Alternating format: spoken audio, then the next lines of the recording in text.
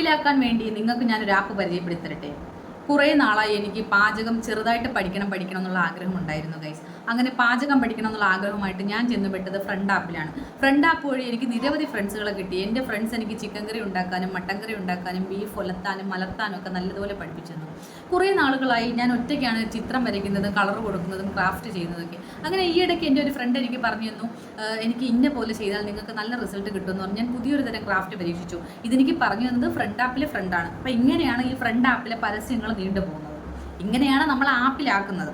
അപ്പോൾ ഈ ഇടയായിട്ട് സോഷ്യൽ മീഡിയയിൽ ഭയങ്കരമായിട്ട് ചർച്ചയായ ഒരു ആപ്പാണ് ഫ്രണ്ട് ആപ്പ് എന്നുള്ളത്. ഞാൻ എഡിറ്റ് ചെയ്യുന്നത് ഇൻഷോട്ട് എന്ന് പറഞ്ഞൊരു ആപ്പിലാണ്. എൻ്റെ വീഡിയോസ് വ്ളോഗൊക്കെ എഡിറ്റ് ചെയ്യുന്നത് ഇൻഷോട്ടിലാണ്. അപ്പോൾ ഇൻഷോട്ടിൽ ഇപ്പോൾ കഴിഞ്ഞ ഒരു 2 മാസമായിട്ട് എനിക്ക് വരുന്ന ആഡും ഈ ഫ്രണ്ട് ആപ്പിൻ്റെതാണ്. ഇതിൽ ഈ ഫ്രണ്ട് ആപ്പിൻ്റെ പസിൽ ഇങ്ങനെ വന്നിട്ട് പസിലുകൾ തെറ്റിച്ച് തന്നിട്ട് നമ്മൾ ആ പസിൽ കറക്റ്റ് ചെയ്യുമ്പോഴത്തേക്കും നമുക്കിതിൽ ആഡ് മാറി കിട്ടും. അതായത് ഇൻഷോട്ടിൻ്റെ ലോഗോ കളയാൻ വേണ്ടി നമ്മൾ ആഡ് ഫ്രീ കൊടുക്കണം. ആഡ് ഫ്രീ ടച്ച് ചെയ്യുമ്പോൾ എനിക്ക് ഇൻഷോട്ട് പ്രോ അല്ല, ഞാൻ പ്രോ എടുത്തിട്ടില്ല. അപ്പം ഇങ്ങനെ അതിൻ്റെ ആഡ് ടച്ച് ചെയ്യുമ്പോഴത്തേക്കും നമുക്ക് ഓരോ പരസ്യങ്ങൾ അവരിങ്ങനെ കാണിക്കും. ഇൻഷോട്ടിൽ ഇങ്ങനെ ആഡുണ്ട്. ഈ ഒരു ആഡ് കണ്ടു തീർക്കുന്ന സമയം കൊണ്ട് നമ്മുടെ ആ ലോഗോ അങ്ങ് മാറി കിട്ടും. അപ്പോൾ ഇൻഷോട്ടിൽ ആരെങ്കിലും എഡിറ്റ് ചെയ്യുന്നുണ്ടെങ്കിൽ ഇത് ഉപകരിക്കും കേട്ടോ, ഒന്ന് ഓർത്ത് വെച്ചു. അപ്പം അതുപോലെ എനിക്കിപ്പോൾ 2 ആഴ്ച 3 ആഴ്ച കൂടുതലായിട്ട് ഈ ഫ്രണ്ട് ആപ്പിൻ്റെ പസിൽ തെറ്റിച്ച് തരും. അപ്പോൾ ഞാനതിങ്ങനെ കറക്റ്റാക്കി കഴിയുമ്പോഴത്തേക്കും എൻ്റെ പരസ്യം മാറി പിന്നെ ഞാൻ എഡിറ്റിംഗ് കണ്ടിന്യൂ ചെയ്യും. അപ്പം ഈ ഫ്രണ്ട് ആപ്പ് വഴി ആൾക്കാരെ പറ്റിക്കുന്നു, ഇൻഫ്ലുവൻസേഴ്സ് പറ്റിക്കുന്നു എന്ന് പറഞ്ഞിട്ട് ഞാൻ കുറച്ച് പേരുടെ വീഡിയോസ് കണ്ടിട്ടുണ്ടായിരുന്നു. ഇപ്പം ഞാൻ ഫ്രണ്ട് ആപ്പിൻ്റെ ഗുണത്തിനെ പറ്റിയോ ദോഷത്തിനെ പറ്റിയോ ഒന്നും പറയാൻ വേണ്ടിയിട്ടല്ല ഞാൻ ഈ വീഡിയോ ചെയ്യുന്നത്. ഈ ഫ്രണ്ട് ആപ്പിൻ്റെ വീഡിയോ ചെയ്തവരെല്ലാം ഒരാളെ ടാർഗറ്റ് ചെയ്യുമ്പോൾ എനിക്ക് തോന്നി. അതുകൊണ്ടാണ് ഞാൻ ഈ വീഡിയോ ചെയ്യുന്നത്. മറ്റാരെയുമല്ല, ജാസ്മിനെ ടാർഗറ്റ് ചെയ്തിട്ട് 2-3 പേര് വീഡിയോ ചെയ്തത് ജാസ്മിനെ മാത്രം എടുത്ത് പറഞ്ഞതുപോലെ എനിക്ക് തോന്നി. അത് പിന്നെ നമുക്ക് പറയേണ്ട കാര്യമില്ല. കാര്യം മാങ്ങിയുള്ള മാവിലെ ആൾക്കാർ കല്ലെറിയുള്ളൂ. കുറച്ച് ഫലഭൂയിഷ്ടമായ മണ്ണ് കാണുമ്പോഴത്തേക്കും ഒന്ന് കിളയ്ക്കാനൊക്കെ പലർക്കും തോന്നും. അങ്ങനെ കയറി കിളച്ച് നോക്കുന്നതാണ്. പക്ഷെ ആൾ പുലിയായതുകൊണ്ട് അവൾ ഇതൊന്നും മൈൻഡ് ചെയ്യത്തില്ല എന്നുള്ളത് വാസ്തവം. അപ്പം ഞാനിത് പറയുന്നത് ഇപ്പം ജാസ്മിനെ സപ്പോർട്ട് ചെയ്തുകൊണ്ടോ ജാസ്മിനെ ഞാൻ എടുത്ത് പൊക്കി വെക്കുന്നൊന്നുമല്ല. ജാസ്മിനെ എൻ്റെ സപ്പോർട്ടിൻ്റെ ആവശ്യവും ജാസ്മിനില്ല. ഞാൻ പറയുന്നത് ടാർഗറ്റ് ചെയ്ത് പറയരുത്. കാര്യം ഫ്രണ്ട് ആപ്പ് യൂട്യൂബിൽ 1 മില്യൺ എബോവ് സബ്സ്ക്രൈബേഴ്സ് ഉള്ള ഒത്തിരി ഫേമസ് ആയിട്ടുള്ള യൂട്യൂബേഴ്സ് ആഡ് ചെയ്യുന്നുണ്ട്. അവർക്ക് യൂട്യൂബിൽ നിന്നുള്ള വരുമാനത്തിന് പുറമെ ഇങ്ങനെ ആഡ് ചെയ്ത് കൊടുക്കുമ്പോൾ അല്ലാതെ അവർക്ക് ഇത് പെയ്ഡ് പ്രൊമോഷനാണ്. അപ്പോൾ അവർക്ക് പൈസ കിട്ടുന്നുണ്ട്. അവർ ഇതുപോലെ പരസ്യം ചെയ്ത് കൊടുത്ത് അവർ ലക്ഷക്കണക്കിന് രൂപ ഉണ്ടാക്കും. അവരേതെങ്കിലും ഒരു ആപ്പ് പരിചയപ്പെടുത്തിയെന്ന് പറഞ്ഞിട്ട് ചാടി കയറി ആ ആപ്പിനെ നമ്മൾ എടുക്കുമ്പോഴാണ് നമുക്കത് വിനയാകുന്നത്. നമ്മൾ എത്ര നമുക്ക് അറിയാമെന്ന് പറഞ്ഞാലും ഈ യൂട്യൂബേഴ്സിനെല്ലാം നമുക്ക് വീഡിയോ കണ്ടുള്ള പരിചയമുള്ളൂ. ആരെയും നമുക്ക് നേരിട്ട് കണ്ട പരിചയമൊന്നുമില്ലല്ലോ. അപ്പോൾ അവർ പറയുന്നത് ചാടി കയറി വിശ്വസിക്കാതിരിക്കുക, അത്രേ പറയാനുള്ളൂ.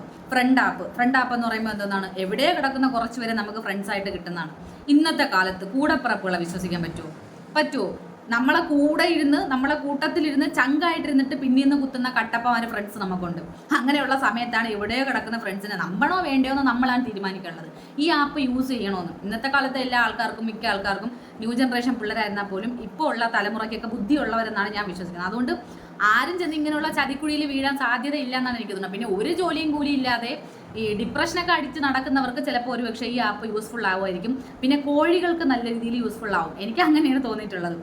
അതായത് ഈ അമ്മാവന്മാർ, ഫേസ്ബുക്ക് അമ്മാവന്മാരൊക്കെ ഉണ്ടല്ലോ, മറ്റുള്ള പെൺകുട്ടികളെ വീഡിയോ ഒക്കെ കാണുമ്പോഴത്തേക്കും അതിലൊക്കെ ചെന്ന് ഫ്രസ്ട്രേഷൻ കമൻ്റ് ഇട്ട് ഈ കഴപ്പ് തീർക്കുന്ന അമ്മാവന്മാർക്കൊക്കെ ഒരുപക്ഷെ ഫ്രണ്ട് ആപ്പ് കൊണ്ട് ഉപകാരം ഉണ്ടായിരിക്കും. അല്ല, നമുക്ക് ഉപകാരം ഇല്ല എന്ന് മനസ്സിലാക്കിയാൽ നമുക്കത് വേണ്ട, അത്രയേ ഉള്ളൂ. ഇപ്പോൾ നമ്മൾ യൂസ് ചെയ്യുന്ന ഇൻസ്റ്റഗ്രാമിൽ വീഡിയോ കോൾ ചെയ്യാൻ പറ്റും, ചാറ്റാൻ പറ്റും, ഡയറക്റ്റ് മെസ്സേജ് അയക്കാൻ പറ്റും, നമുക്ക് വോയിസ് റെക്കോർഡ് അയക്കാൻ പറ്റും. അത് തന്നെ എനിക്ക് ഏറ്റവും അടുപ്പം പരിചയമുള്ള ആൾക്കാരുടെ അടുത്ത് മാത്രമേ ഇൻസ്റ്റാഗ്രാം വഴി എനിക്ക് ഇങ്ങോട്ട് മെസ്സേജ് വന്നാലും തിരിച്ചെനിക്ക് അറിയാവുന്നവർക്ക് മാത്രമേ ഞാൻ റിപ്ലൈ കൊടുക്കാറുള്ളൂ. അപ്പോൾ അങ്ങനെ നമ്മൾ ഇൻസ്റ്റാഗ്രാം പോലും സൂക്ഷിച്ച് ഉപയോഗിക്കുമ്പോൾ ഈ ഫ്രണ്ട് ആപ്പൊക്കെ അത് യൂസ് ചെയ്യണോ വേണ്ടയോ നമ്മൾ തീരുമാനിക്കണം. അപ്പോൾ ലക്ഷക്കണക്കിന് മില്യൺ കണക്കിന് സബ്സ്ക്രൈബേഴ്സ് ഉണ്ടെന്ന് പറഞ്ഞാൽ അവരെല്ലാവരും പെർഫെക്റ്റ് ആയിരിക്കണമെന്നൊന്നുമില്ല നമ്മളെ പരിചയപ്പെടുത്തരുന്നവർ. അത് നമ്മൾ വിശ്വസിക്കാതിരുന്നാൽ മതി. ഇപ്പോൾ ജാസ്മിനെ മാത്രം ടാർഗറ്റ് ചെയ്ത് കുറേ പേര് സംസാരിച്ചതുകൊണ്ടാണ് ഞാൻ ഇങ്ങനെ ഒരു വീഡിയോ ചെയ്യുന്നത്. അപ്പം ഞാൻ കണ്ടിട്ടുള്ള ഫ്രണ്ട് ആപ്പ് സജസ്റ്റ് ചെയ്തിട്ടുള്ള ആൾക്കാരെ പറയാം.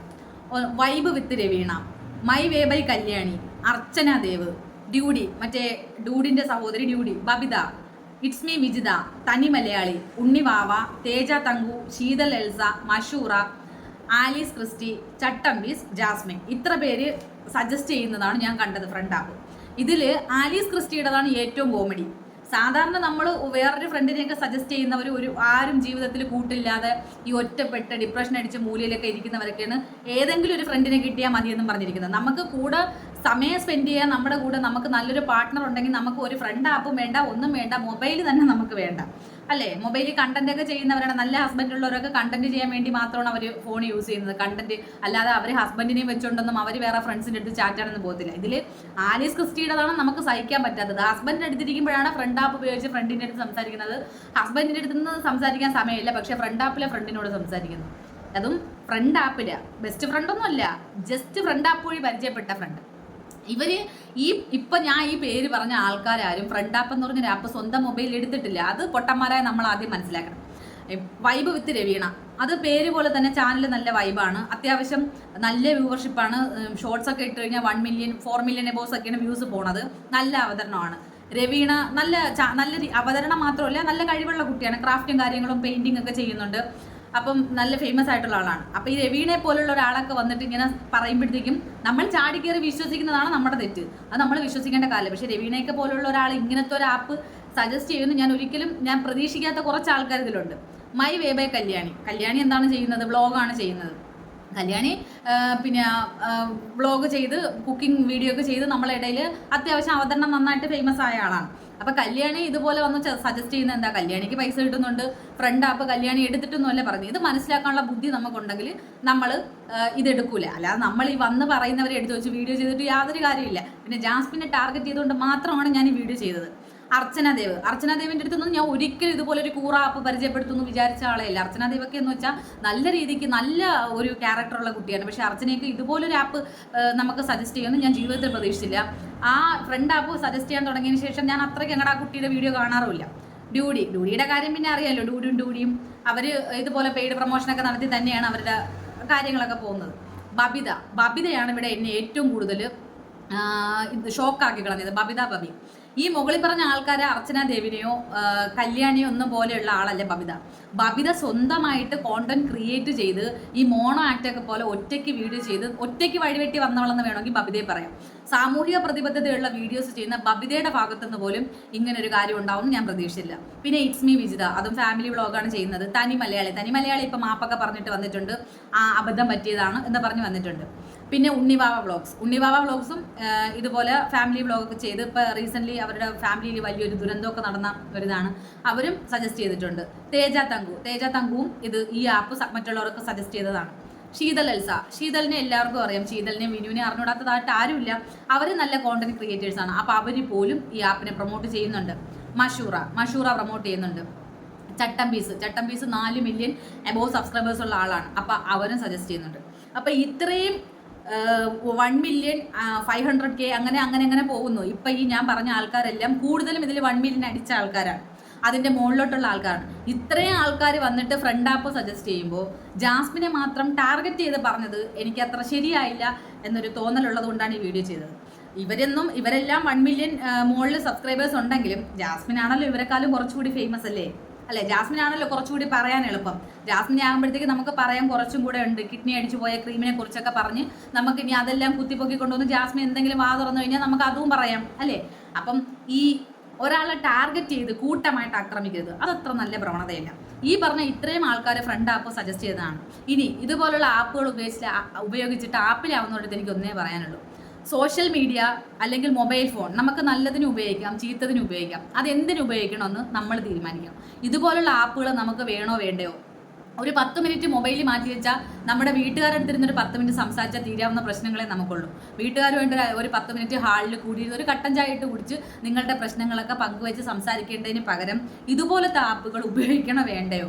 എവിടെയോ കിടക്കുന്ന, ഞാൻ പറഞ്ഞത് കൂടപ്പിറപ്പുകളെ വിശ്വസിക്കാൻ പറ്റാത്ത കാലത്ത് എവിടെയോ കിടക്കുന്ന ആളുകളെ വിശ്വസിക്കണോ വേണ്ടയോ നിങ്ങൾ തീരുമാനിക്കണം. കൂടപ്പിറപ്പുകളെ വിശ്വസിക്കാൻ പാടില്ലെന്ന് ഞാൻ എടുത്തു പറയാൻ കാരണം നമ്മുടെ അടുത്ത് വെഞ്ഞാറമൂട് നടന്ന സംഭവം എടുത്താൽ മതി. നമുക്ക് പരിചയമില്ലാത്ത ഒരാളാണ് നമ്മളെ കൊല്ലുന്നെങ്കിൽ ഓക്കെ, അയാൾക്ക് നമ്മളെ പരിചയമില്ല എന്ന് പറയാം. ഇത് കൂടപ്പിറപ്പ് കുഴിമന്തി വാങ്ങി അടുത്ത് വെച്ച് കൊടുത്തിട്ട് സ്വന്തം അനിയൻ ചെറുക്കൻ്റെ തലയടിച്ച് പൊട്ടിച്ച നാട്ടിലാണ് നമ്മൾ ജീവിക്കുന്നത്. അപ്പോൾ ചിന്തിക്കുക, കൂടപ്പിറപ്പുകളെ വിശ്വസിക്കാൻ പറ്റാത്ത ഈ കാലത്ത് ഇതുപോലുള്ള ആപ്പുകൾ ഉപയോഗിച്ച് ആപ്പിലാവണോ വേണ്ടയോ എന്ന് നമ്മൾ തീരുമാനിക്കുക. അപ്പോൾ എന്താണ് ഈ വീഡിയോ കുറിച്ച് നിങ്ങളുടെ അഭിപ്രായം എന്താണെന്ന് വെച്ചാൽ കമൻ്റായിട്ട് രേഖപ്പെടുത്തുമല്ലോ. Thank you so much. ഒരാളെ മാത്രം ടാർഗറ്റ് ചെയ്ത് ഒരിക്കലും വീഡിയോ ചെയ്യരുത്.